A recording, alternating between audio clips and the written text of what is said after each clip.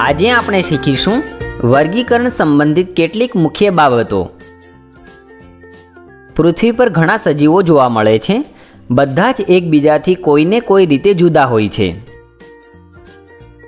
કેટલાક જીવો જેમ કે જીવાણુ જેવા કે બેક્ટેરિયા એટલા સૂક્ષ્મ હોય છે કે તેઓને જોવા માટે સૂક્ષ્મદર્શક યંત્રનો ઉપયોગ જરૂરી બની જાય છે। જ્યારે કેટલાક સજીવ જેમ કે વેલ અને વૃક્ષ ખૂબ જ મોટા હોય છે। વિભિન્ન સજીવોના આકાર, રહેવાનું સ્થાન, ખોરાક મેળવવાની રીત વગેરે પણ જુદા જુદા હોય છે। આ રીતે પૃથ્વી પર સજીવોમાં વિવિધતા જોવા મળે છે। કોઈ પણ ક્ષેત્રમાં જુદા જુદા જીવોમાં જોવા મળતી વિવિધતાને આપણે જૈવ વિવિધતા બાયોડાયવર્સિટી કહીએ છીએ। પૃથ્વી પર જૈવ વિવિધતા એટલી વધારે છે કે આપણે દરેક સજીવનો અભ્યાસ સ્વતંત્ર રીતે એક પછી એક કરી શકતા નથી। તેમાં સમય ખૂબ જ વધારે લાગશે।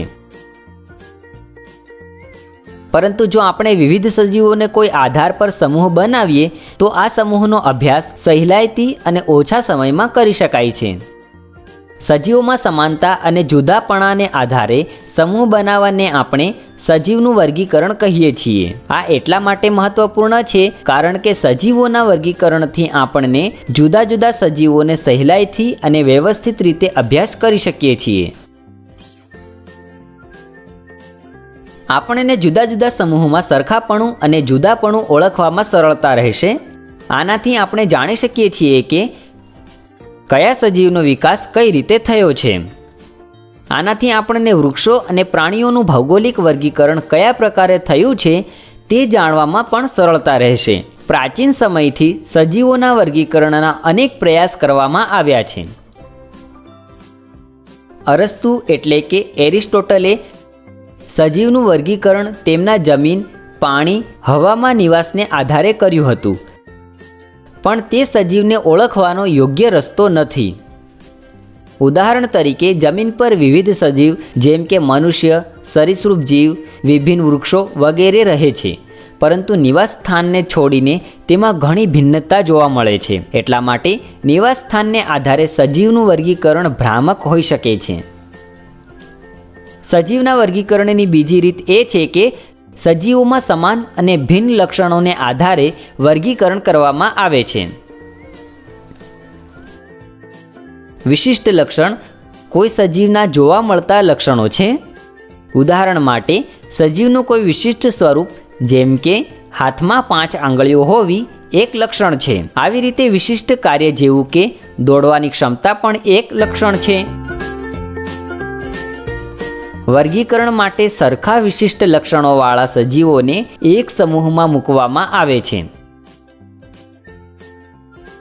પછી બીજા લક્ષણોના આધારે તે સમૂહના ઉપસમૂહ બનાવવામાં આવે છે। આવી રીતે સજીવના સમૂહને અનુક્રમે વર્ગીકરણ કરવામાં આવે છે। ક્રમાનુસાર આગળના સ્તરમાં તે બધા જ લક્ષણો હોય છે જે ઉપરના સ્તરમાં હોય છે, પરંતુ એક જ સ્તરના વિભિન્ન સમૂહ એકબીજાથી કોઈ વિશિષ્ટ લક્ષણના અલગ હોય છે।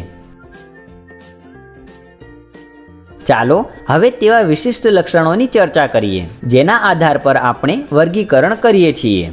કોષ કેન્દ્રનું હોવું અથવા ન હોવું। કેટલાક સજીવોના કોષોમાં કોષ કેન્દ્ર નથી હોતું, તેને આપણે પ્રોકાર્યોટ કહીએ છીએ। તે સજીવ જેમના કોષોમાં કોષ કેન્દ્ર હોય છે તે સુકોષ કેન્દ્ર કહેવાય છે। કેન્દ્ર અને કોષની સંરચનાઓના હોવાથી કોષો વધારે કાર્યક્ષમ હોય છે। કોઈ સજીવમાં કોષોની સંખ્યા એક કોષીય સજીવ જેમ કે અમીબાનું શરીર એક જ કોષથી બનેલું હોય છે, જ્યારે કે બહુકોષીય સજીવનું શરીર ઘણા કોષોથી બનેલું હોય છે। બંનેના શરીરની સંરચના અલગ હોય છે। બહુકોષીય સજીવમાં કોષો વિશિષ્ટકરણ પામી શકે છે, જેથી શરીરમાં શ્રમ વિભાજનમાં મદદ થાય છે। ખોરાક મેળવવાની પદ્ધતિ। જુદા જુદા સજીવોની ખોરાક મેળવવાની પદ્ધતિ અલગ હોય છે। ભોજન જાતે બનાવવાવાળા તથા બીજાઓ દ્વારા ભોજન મેળવવાવાળા સજીવોના શરીરની સંરચના અલગ હોય છે। વનસ્પતિઓનું શરીર ખોરાક બનાવવા માટે વિકસિત હોય છે, જ્યારે કે પ્રાણીઓના શરીર ખોરાક બહારથી મેળવવા માટે વિકસિત હોય છે। લીલી વનસ્પતિમાં ક્લોરોફિલ હોય છે। જેની મદદથી તે સૂર્યનો પ્રકાશ શોષે છે અને પ્રકાશ સંશ્લેષણની મદદથી પોતાનો ખોરાક બનાવે છે. પ્રાણીઓમાં ક્લોરોફિલ નથી હોતું, એટલે તે પ્રકાશ સંશ્લેષણ નથી કરી શકતા. આવી રીતે લીલી વનસ્પતિ એક સમૂહમાં તથા વિવિધ પ્રાણીઓ જેમાં મનુષ્ય પણ છે અને પરપોષી એક સમૂહમાં આવે છે.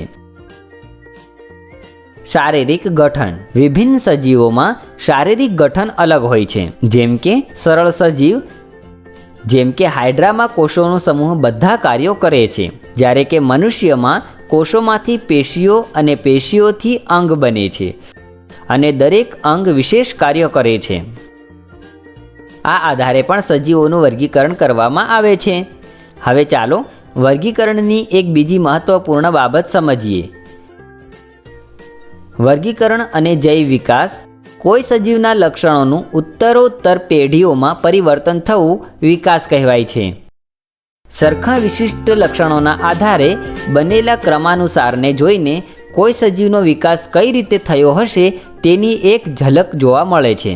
આપણને એ પણ જાણવા મળે છે કે કેટલાક સજીવ સમૂહની શારીરિક રચનામાં વધારે પરિવર્તન નથી થયું,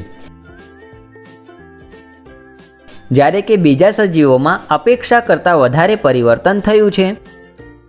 આપણે પહેલા પ્રકારના સજીવોને આદિમાનવ કહીએ છીએ, જ્યારે કે બીજા પ્રકારના સજીવોને ઉચ્ચ સજીવ કહીએ છીએ. ધ્યાન રહે કે આ શબ્દોનો સંબંધ વિકાસથી નથી. આ સમસ્યાને દૂર કરવા માટે આપણે પહેલા પ્રકારના સજીવને જૂના સજીવ અને બીજા પ્રકારના સજીવને નવા સજીવ કહી શકીએ છીએ. નવા સજીવોની શારીરિક સંરચના જૂના સજીવોની શારીરિક સંરચનાથી વધારે જટિલ છે. આજે આપણે શીખ્યા વર્ગીકરણ સંબંધિત કેટલીક મુખ્ય બાબતો.